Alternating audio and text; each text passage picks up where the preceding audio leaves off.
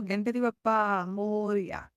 This is again my try for the dabba tiffin that I had already posted. मी आधी post केलेलं. So आपण quickly बघणार आहोत या डब्यात काय काय आहे. फॉक्सटेल व्हेज मिलेट पुलाव आहे, पनीर टिक्का मसाला आहे, चॉकलेट मूस आहे आणि त्याच्याबरोबरच काकडी आणि पंकिन सीडचं सॅलड आहे.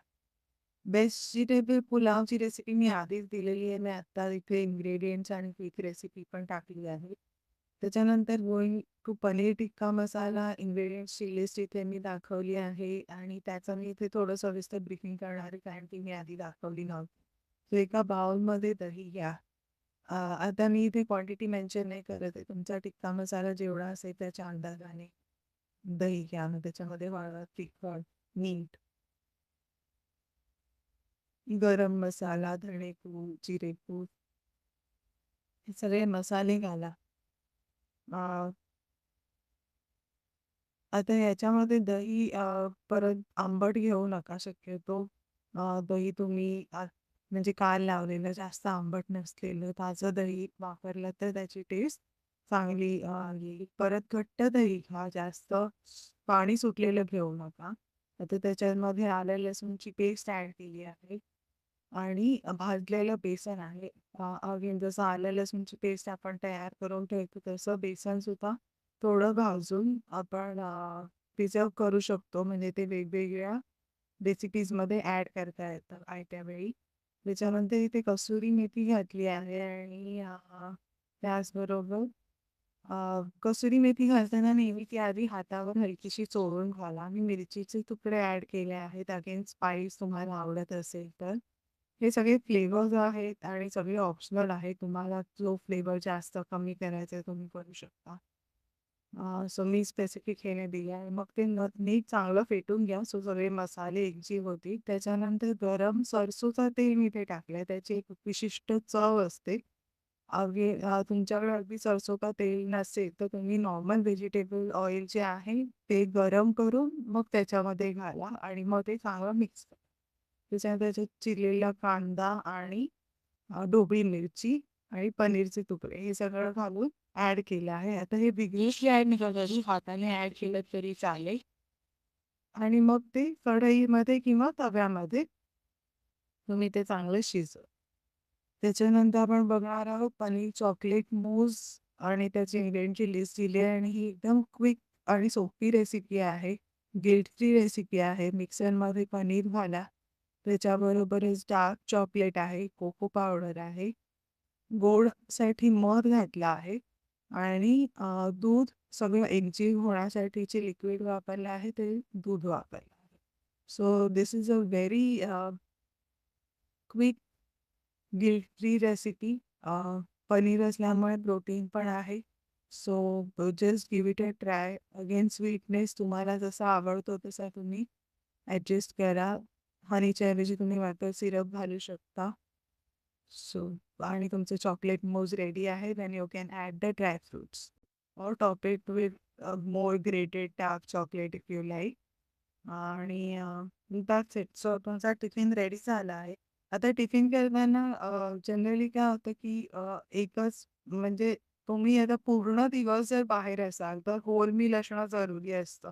सो होल मील म्हणजे काय की तुमच्या टिफिनमध्ये म्हणजे इट शुड बी कलरफुल. त्याच्यामध्ये मग सगळ्या चवींचा समावेश, सगळ्या विटॅमिन्स व प्रथिनांचा. सो इट्स कार्बोहायड्रेट झाले किंवा प्रोटीन झाला. चव म्हटली तर गोड पण पाहिजे, तिखट पण पाहिजे. So it should be a balanced diet. आता I am not a nutritional expert. I am not like की मी अगदी रोज ठरवून सगळंच देते असंही नाही. कधी कधी एखाद दिवशी फक्त एकच गोष्ट बनलेली असते which is also perfectly fine. पण आज मला असं झालं की माझा पुलाव पटकन कुकरमध्ये रेडी होता. फ्रोझन भाज्या होत्या त्या पटकन मिक्स करून व्हेजिटेबल पुलाव झाला. तर आता ह्याच्यामध्ये प्रोटीन हवं. माझ्याकडे मोड आलेले मूग होते ते मी थोडे ॲड केले. बट अगेन की ते तुम्हाला किती प्रोटीन देणार आहे. सो दॅट्स वाय मी पनीर टिक्का त्याच्याबरोबर ॲड केला. आता पनीर टिक्क्याच्या ऐवजी पनीरची एनी डिश और टोफूची any dish, any protein. Again this is a vegetarian त्यामुळे मी स्पेसिफिकली पनीर किंवा असं म्हटलं म्हणजे त्याच्याबरोबर तुम्ही स्प्राउट सॅलड देऊ शकता किंवा वेगळ्या प्रोटीन सॅलड्स पण ॲड करू शकता. दही वेगळं again if it is feasible to carry, you should carry and have daily yogurt. Salad म्हटलं कसं पाहिजे तर काकडी आणि त्याच्याबरोबर मी पंपकिन सीड्स ॲड केले आहेत. आता ओव्हर द टाईम किंवा आजची ट्रेंड म्हणा, सीड्स खाल्ले पाहिजे, सॅलड्स खाल्ले पाहिजेत, हे आपण वारंवार ऐकतो. आणि त्याचा समावेश आपण डेली याच्यामध्ये change of our daily eating habits. So that is added आणि एवढ्या सगळ्या चवी खाल्ल्यावर एक last bite, one spoon of the आपल्याला एक स्वीट पाहिजे असतं. Again everybody don't have a sweet tooth but आवडतं म्हणजे मला पण आवडतं, माझ्या नवऱ्याला आवडतं. तर ते जेवल्यावर एक पूर्वी असं नुसतं गुळाचा तुकडा वगैरे पण द्यायची पद्धत होती. सो आता माझ्याकडे पनीर होतंच आणि मी पनीर टिक्का मसाल्यासाठी काढलंच होतं. सो मी पटकन मग पनीरची स्वीट डिश चॉकलेट मूस बनवलं आणि ते पण सगळे इन्ग्रीडियंट्स आताचे होते तसे बनवले. पण याच्यामध्ये मी व्हेरिएशन्स नक्कीच पुढच्या वेळेत आणेल. तुम्हाला तुमचा कुठला आवडीचा डब्बा आहे आणि या सगळ्या पदार्थातला कुठला पदार्थ तुम्हाला जास्त आवडला? हे नक्की सांगा.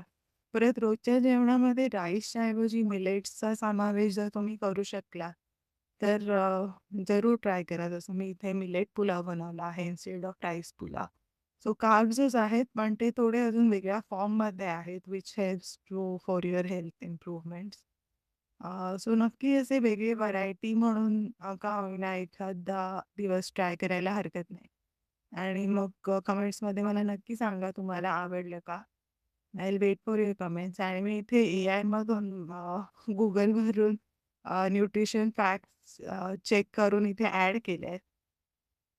न्यूट्रिशन फॅक्ट्स म्हटलं तर ते पोर्शनवर पण डिपेंड असतं आणि मी इथे आता टिफिन भरताना मोजून मापून असं नाही दिलंय. मी एक जनरल मोठ्या कप्प्यामध्ये भाताबरोबर पनीर ॲड केलं आहे, छोट्या कप्प्यात सॅलड ॲड केलं आहे आणि अगदी छोट्या डब्यात स्वीट ॲड केले. So but I don't know what are the exact proportion and the nutritions you will get. पण जे पदार्थ वापरले आहेत त्या हिशोबाने जे न्यूट्रिशन आहे ते मी इथे